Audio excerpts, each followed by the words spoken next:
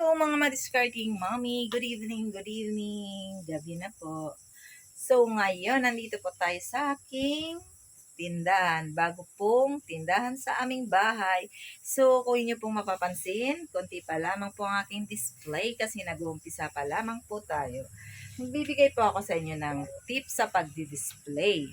So kung inyo po napansin, ito po yung aking kunting display pa lamang pero ganito po dapat ang akin talagang gagawin. So ngayon po magpo-focus muna po ako dito sa soft drinks. Tamang pagdi-display po ng soft drinks mula po dapat sa mataas hanggang sa pababa para maganda po sa paningin ng ating customer. At isa pa pong tip na ibibigay ko sa inyo yung pangalan po ng items. Katulad po nitong Coke, dapat lahat po ng pangalan nakaharap po sa customer. Ayan po, sa lansan po, pantay-pantay po yung kanyang pag-display ng mga pangalan po ng ating mga paninda para po maganda sa paningin ng ating customer, nakikita po agad nila kung ano yung kanilang bibilhin. Di ba po? Maganda po sa paningin.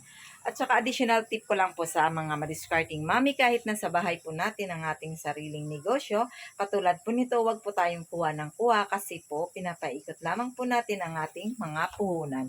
Hindi porket atin po ito ay hugot lang po tayo ng hugot. Hanggat maaari po, bayaran po natin yung kinukuha natin dito sa ating tindahan para maibalik naman po natin ang ating puhunan. Kasi po pag hindi po natin babayaran, sigurado pong wala na po tayong mapapaikot hanggang sa mawala na naman po ang ating mga maliliit na negosyo.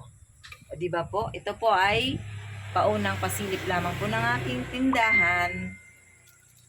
Di ba po? Maliit pa lang po yan. Wala pa siya masyadong mga laman kasi nag-uumpisa pa lang po tayo. Bali, third day ko pa lang po ito. Medyo busy pa rin po ako, kaya hindi ko pa po siya napupuno. Siguro yun lamang po mga madiscarding mami. Hanggang sa muli. Bye!